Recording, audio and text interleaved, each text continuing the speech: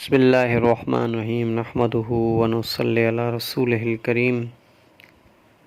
دوستو بزرگوں، ہمارا سیرت کا موضوع چل رہا تھا، الحمدللہ رمضان المبارک بھی ہے، تو ہماری جو بات چل رہی تھی وہ یہاں تک چل رہی تھی کہ یوم عاشوراء کا جو روزے تھے وہ آپ علیہ الصلوۃ والسلام نے رکھوائے صحابہ سے۔ اس کے بعد پھر قرآن میں آتا ہے جس کا مفہوم یہ ہے کہ تم پہ روزے فرض کیے گئے ہیں جیسے ہم نے تم سے پہلے لوگوں پر فرض کیے تھے، اور ہیں کچھ دن زیادہ نہیں، کچھ دن ایک مہینے کے روزے ہیں۔ تو رمضان المبارک کے روزے بھی فرض جو ہوئے وہ مدینے میں ہوئے، یہ ہجرت کے بعد کی بات ہے۔ اور ہجرت کے بعد پھر آپ صلی اللہ علیہ وسلم نے 3 صحرا بھیجے۔ غزوہ وہ جس میں آپ علیہ الصلوۃ والسلام خود شریک ہوتے، صحرا وہ جس میں آپ علیہ الصلوۃ والسلام خود شریک نہ ہوں اور کسی اور کو امیر بنا کے بھیجے۔ تو پھر ایک صحرا بھیجا جو زمار جو ایک آدمی تھا، بنی زمار والوں نے انہوں نے روک دیا حملہ کرنا۔ انہوں نے کہا کہ بھائی ہمارے سامنے سے جا رہا ہے قافلہ، تو آپ اس کو کچھ نہ کہو، ہمارے علاقے سے نکل جائے پھر آپ کی مرضی، آپ اس سے بھلے حملہ کرنا۔ پھر وہ قافلہ خالی ہاتھ واپس آ گیا۔ پھر نبی پاک صلی اللہ علیہ وسلم نے دوسرا قافلہ بھیجا، اور پھر بھی یہی قریش مکہ تھے، پر وہاں پہ ایک آدمی تھا بنی مجلد قبیلہ تھا ایک، ان کے سردار نے روک دیا کہ نہیں، ہمارے حدود میں نہ جنگ نہ ہو۔ تو وہ قافلے والے بھی چلے گئے اور مسلمان خالی ہاتھ واپس آ گئے۔ پھر ایک تیسرا قافلہ آپ علیہ الصلوۃ والسلام نے اس کو تشکیل دیا، اس میں کل 8 آدمی تھے، کل 8 آدمی تھے اس میں۔ تو آپ علیہ الصلوۃ والسلام نے ان کو ایک خط دیا۔ پھر آپ علیہ الصلوۃ والسلام نے فرمایا اس کو مت کھولنا، 2 دن کے بعد تم لوگ کہیں جاؤ، پہنچو، پھر اس خط کو کھولنا۔ اور اس خط میں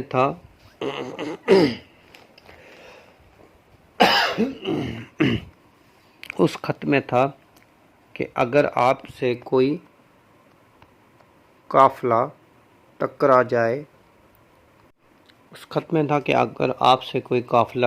جائے، تو آپ اس پہ حملہ کر کے مال غنیمت کو جمع کیجیے گا۔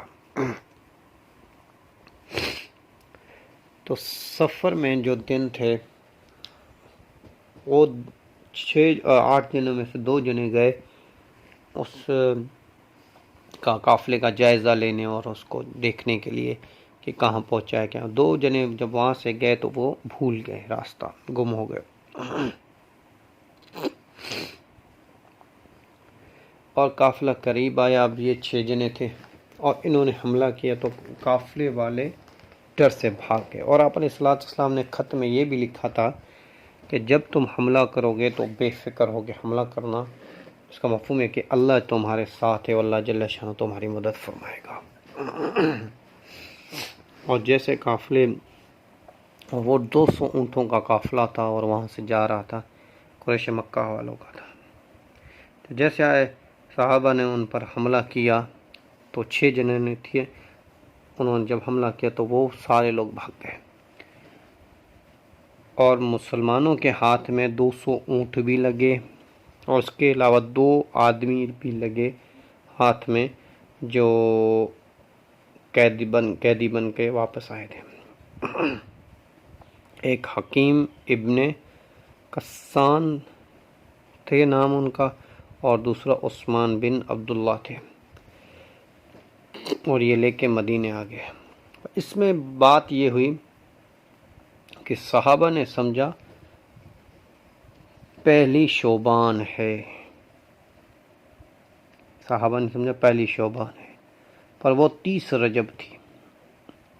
تو 30 رجب تھے، 30 رجب میں تو، اور رجب کے مہینے میں تو جنگ کرنا جو ہے وہ حرام ہے، وہ تو ہے ہی نہیں۔ تو 30 رجب تھی، اس پہ پھر کافروں نے بھی بہت بڑے، وہ مکے والوں نے بہت بڑے کہ ہمیں کہتے ہیں کہ تم لوگ جنگ نہ کرو، جنگ نہ کرو، جنگ نہ کرو، ان حرمت، اور محمد صلی اللہ علیہ وسلم نے حرمت والے مہینوں کو توڑا ہے، اس میں جنگ نہیں ہوتی۔ تو قرآن کی آیت ہے کہ آپ ان سے سوال کرتے ہیں آپ سے کہ کیسے قتل کرتے ہیں آپ حرمت کے مہینے میں، جس کا مفہوم یہ ہے، تو آپ اللہ جل شانہ نے فرمایا، اس کا مفہوم یہ قرآن میں کہ ہاں صحیح بات ہے کہ یہ تو بڑا کام ہے، بڑا گندا کام ہے کہ حرمت کے مہینے میں جنگ کرنا، پر آپ یہ تو بتاؤ کہ حرمت کے مہینے میں کسی کو مسجد سے نکالنا یہ حرمت کے مہینے میں نہیں آتا کیا؟ کسی کو، اس کا مفہوم ہے کسی کو جس پہ تم لوگوں نے ان کو نکالا وہ حرمت کے مہینے میں نہیں آتا، کسی کو مسجد سے روکنا وہ حرمت کے مہینوں میں نہیں آتا کیا؟ وہ بھی تو سب سارے گندے کام ہیں، ہاں؟ اور فتنہ جو ہے وہ قتل سے زیادہ مشکل ہے۔ مفہوم یہ۔ تو پھر صحابہ اکرام رضوان اللہ جب مدینے آئے تو آپ علیہ السلام بھی ان پہ غصہ ہوئے کہ تمہیں کیسے پتہ نہیں چلا تھا؟ یا اصل ہم پتہ نہیں تھا، اسی لیے ہم نے وہ جنگ کی اور ہمیں یہ مال ملا 200 اونٹ۔ آپ نے فرمایا کہ ٹھیک ہے۔ تو پھر مکے والوں کا ایک وفد آیا، انہوں نے کہا یہ آپ علیہ السلام نے فرمایا کہ غلط بات ہے، ہم تو پہلے آپ سے معافی مانگتے ہیں اس بات میں کہ ہم نے حرمت کے مہینے میں ایک جنگ کی۔ تب اس وفد والوں نے کہا کہ ٹھیک ہے، وہ بات تو ٹھیک ہے، آپ ہمارے 2 آدمیوں کو جس کو قید کر کے رکھیں وہ ہمیں حوالے کر۔ آپ علیہ السلام نے کہا کہ ہمارے بھی 2 آدمی گم ہیں، اگر وہ واپس آ گئے تو ہم آپ کو یہ بھی واپس کریں، کیا پتہ وہ آپ کے پاس اور آپ ان کو قتل کر دیں، اگر وہ قتل ہوں گے تو ہم بدلے میں ان دونوں کو قتل کر دیں گے۔ اور اللہ کی شان کہ وہ تھوڑی دیر میں یا 1 دن میں یا 2 دن میں وہ کہیں سے آ گئے۔ تو انہوں نے کہا یا رسول ہم تو راستہ بھٹک گئے تھے۔ تو آپ علیہ السلام نے کہا کہ وعدے کے مطابق میں آپ کے 2 آدمی واپس کرتا ہوں۔ تو حکیم بن کسان نے جو کہا، انہوں نے کہا کہ یا رسول اللہ میں یہاں پہ 2 دن رہا یا 3 دن رہا یا کچھ ٹائم رہا، میں نے یہاں پہ لوگوں کی نمازیں دیکھی، آپ کا برتوا دیکھا، آپ کا ہر چیز، آپ کے اخلاق دیکھے، اب میرا دل نہیں چاہتا کہ میں واپس مکے جاؤں، آپ مجھے کلمہ پڑھا کے مسلمان کر دیں۔ اور وہ وہیں پہ مسلمان ہو گیا۔ جو دوسرا ان کے ساتھ تھا عثمان بن عبداللہ، انہوں نے کہا نہیں میں اسلام نہیں لاتا، میں جا رہا ہوں ان کے ساتھ واپس، اور وہ گئے راستے میں ہی وہ مر گئے اور بغیر کلمے کے اس دنیا سے چلے گئے، مسلمان نہیں بنے گئے تھے، مکے پہنچنے سے پہلے ہی وہ مر گئے راستے میں ہی۔ تو یہ واقعہ بھی نبی پاک صلی اللہ علیہ وسلم کے ہجرت کے بعد کا ہے، ہجرت کے بعد پیش آیا۔ اور اس کے بعد نبی پاک صلی اللہ علیہ وسلم کے دل میں جو تھی، وہ آپ علیہ السلام خود بھی دعا مانگتے تھے اور اس کا مفہوم ہے، اور نبی پاک صلی اللہ علیہ وسلم کے دل میں بھی یہ بات تھی کہ مجھے جو کعبہ ملے وہ بیت اللہ ملے، کیونکہ پہلے تو بیت المقدس کی طرف منہ کر کے نماز پڑھتے تھے۔ تو پھر اللہ جل شانہ نے آپ صلی اللہ علیہ وسلم نماز میں تھے، اور مکے میں بھی ویسے ہی، کیونکہ مکے میں حج اسود اور رکن یمانی کے بیچ سے آپ علیہ السلام کھڑے ہوتے تھے، تو وہ کعبہ جو تھا، یہ کعبہ بھی درمیان میں آ جاتا تھا بیت اللہ، اور بیت المقدس بھی سامنے آ جاتا تھا، تو دونوں کو آپ رخ کر کے نماز پڑھتے۔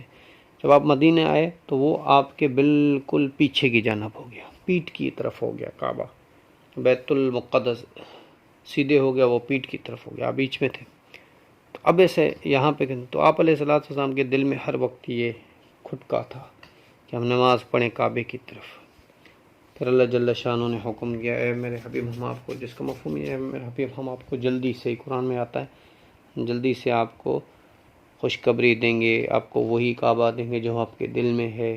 پھر اللہ جل شانہ نے فوراً فرمایا کہ آپ جو ہیں وہ کعبے کی طرف منہ کر کے نماز پڑھیں، پھر وہ کعبے کی طرف منہ ہو گیا. آپ نے فرمایا اللہ پاک نے فرمایا جدھر بھی ہو اور منہ کر دو کعبے کی طرف، سفر میں ہو کہیں پہ بھی ہو. تو مفہوم میں عرض کر رہا ہوں. تو پھر لوگوں نے کہا کہ یہ کون سا نبی ہے، سارے نبیوں کا کعبہ ایک رہا ہے اور اس نبی کا کعبہ جدا. تو اللہ جل شانہ فرمانے کا مفہوم یہ ہے کہ میرے حبیب تم سے بحث کرتے ہیں یہ حتیٰ کہ اگر آپ بیت اللہ کا کعبہ بھی کرتے ہیں نا، بیت المقدس کو کعبہ بھی کرتے، کیونکہ آخری نبی کی یہ علامتوں میں سے ایک علامت تھی کہ اس کا کعبہ بیت اللہ ہوگا. تو پھر اللہ جل شانہ نے اجازت دی. یہ بھی ہجرت کے بعد کا واقعہ ہے. پھر ہجرت کے بعد کا یہ بھی واقعہ ہے کہ اللہ جل شانہ نے جنگ فرض کر دی. جہاد جو ہے وہ اللہ جل شانہ فرض کر دیا مسلمانوں پہ کہ مسلمان جو ہے اپنے دین کے لیے، اپنے دین کی اشاعت کے لیے، اپنے دین کے سربلندی کے لیے اور اپنے دین کی حفاظت کے لیے جہاد کر سکتے ہیں. جہاد فرض ہو گیا. پہلے تو جہاد فرض نہیں تھا اور لڑنا بھی نہیں تھا، مارنا بھی نہیں تھا، قتل بھی نہیں کرنا تھا اتنا. اب جہاد فرض ہو گیا. تو آپ علیہ الصلوۃ والسلام کو کہیں سے خبر پہنچی کہ کوئی مکے والوں کا قافلہ ہے وہ آ رہا ہے شام سے. تو آپ علیہ الصلوۃ والسلام نے کچھ صحابہ کی تشکیل فرمائی اس قافلے کے لیے. اور اسی اثناء میں حضرت عاتقہ بنت ابو مطلب، حضرت ابن عباس رضی اللہ تعالیٰ عنہ کی بہن تھی، جیسے نبی پاک صلی اللہ علیہ وسلم کی پھپھی حضرت عاتقہ. تو انہوں نے ایک خواب دیکھا. انہوں نے ایک خواب دیکھا کہ ایک آدمی ہے جو صفہ کے پاس گیا، پھر کہتا ہے یا اہل قدرن، اے دھوکے بازوں، اے دھوکے بازو تم 3 دن کے بعد مرنے والے ہو. اے دھوکے بازو. پھر جا کے اس دوسری جگہ پہ وہ جاتا، وہ آواز لگاتا، پھر تیسری جانب جاتا، پھر صفا کی طرف جاتا، پھر مروہ کی طرف جاتا، پھر وادی قبیس کی طرف جاتا، پھر اس طرف جاتا، پھر اس طرف، مکے کے چاروں طرف وہ پھرتا اور یہی آواز لگاتا، اے دھوکے بازو 3 دن کے اندر تمہاری موت ہونے والی ہے. اے دھوکے بازو 3 دن کے اندر تمہاری موت ہونے والی ہے. اور پھر اس نے ایک پتھر اٹھایا اور پتھر کو زور سے زمین پر مارا. اس آدمی نے جیسے پتھر کو زور سے زمین، اس کے سارے چھوٹے چھوٹے ٹکڑے جو تھے وہ پورے سارے گھروں میں چلے گئے قریش کے. تو عاتقہ فرماتی ہیں، عاتقہ بنت ابو مطلب فرماتی ہیں کہ میں نے جب خواب سے میری آنکھ کھولی تو میں بڑی ڈر گئی تھی. تو میں نے کہا کہ ابھی میں کس کو بتاؤں یہ خواب. تو میں نے حضرت عباس رضی اللہ تعالیٰ عنہ کو بتایا یہ خواب. تو حضرت عباس رضی اللہ تعالیٰ عنہ نے کہا کہ یہ تو بڑی بری بات ہے، یہ خواب بھی بڑا برا ہے. اگر کسی سے ہم نے ذکر کیا تو یہ بات پہنچ جائے گی ادھر ادھر، وہ لوگ کہیں گے کہ یہ کیا ہو رہا ہے ہمارے خاندان میں. تو اس نے کیا کیا، اس کا ایک دوست تھا ولید، اس نے ولید کو اپنا حضرت عاتقہ نے حضرت عباس کو بتایا، حضرت عباس نے ولید کو بتایا کیونکہ ولید اس کا دوست تھا. تو ولید نے کو کہا کہ کسی سے ذکر نہیں کرنا، اور ولید نے کیا کیا کہ وہ عتبہ کو بتایا. عتبہ نے پھر ایسے ہی مجلس میں اس نے بتایا، اس نے کہ حضرت عاتقہ نے ایک خواب دیکھا ہے جو ایسے دے. حضرت عباس رضی اللہ تعالیٰ عنہ فرماتے ہیں کہ میں طواف کر رہا تھا تو دارالندوا میں سارے قریش جو جمع تھے، انہوں نے مجھے بلایا کہ بھائی آؤ. تو میں جیسے وہاں سے فارغ ہوا میں بھی گیا تو ابو جہل بھی وہاں پہ بیٹھا ہوا تھا. ابو جہل نے کہا اے عباس یہ بڑی بات ہے کہ تمہارے خاندان میں بار بار نبی پیدا ہو رہے ہیں. تو حضرت عباس نے کہا کیوں، کیا ہوا؟ انہیں پہلے ایک نبی پیدا ہوا تھا، پھر وہ ہجرت کر کے مدینہ چلا گیا. اب سنا ہے کہ دوسری بھی عاتقہ جو ہے وہ بھی خواب اس نے دیکھا ہے اور ہمیں کہتی ہے غدار اور تم سب مرو گے 3 دن میں. اگر یہ کیا ماجرا ہے؟ تو حضرت عباس نے فرمایا کہ مجھے تو کچھ پتہ ہی نہیں اس معاملے میں. اس نے کہا نہیں مجھے پتہ ہے تمہیں پتہ ہے. وہ بھی تو بڑا ہوشیار تھا ابو جہل. اس نے کہا مجھے پتہ ہے تمہارے پاس ہے کچھ نہ کچھ ہے, تمہیں پتہ ہے سب کچھ. تو اگر ابو جہل نے کہا اگر 3 دن کے اندر کچھ نہیں ہوا تو میں تمہیں اتنا سارے عربوں میں ذلیل کروں گا, اتنا ذلیل کروں گا, اور میں کہوں گا کہ یہ ہے وہ عرب کا وہ خاندان جو سب سے جھوٹا ہے, سب سے جھوٹا ہے, سب سے جھوٹا دن. تو حضرت عباس رضی اللہ تعالیٰ عنہ فرمایا میں نے دیکھ کے کہا میں کہا چل جا مجھے کیا کرنا ہے تم سے. حضرت عباس رضی اللہ تعالیٰ عنہ چلے گئے. یہ اسنا مکے کے. پھر مدینے میں وہ جس خبر کے لیے آپ نے صلی اللہ علیہ وسلم نے کچھ لوگوں کو بھیجا تھا, وہ لوگ آ گئے کہنے لگے یا رسول اللہ ہم نے دیکھا کہ 1000 اونٹوں کا قافلہ ہے جو مکے والوں کا ہے, اور ابو سفیان اس کے جو ہیں وہ سنبھالنے والے ابو سفیان ہیں, شام سے نکلا ہے اور اتنے لوگوں کے ساتھ اور اتنے مطلب ٹائم سے وہ آ رہا ہے, اور فلاں دن کو فلاں جگہ پر پہنچے گا, اور اس راستے سے آ رہا ہے. تو زندگی رہے گی تو بات چلتی رہے گی. وما علینا الا البلاغ.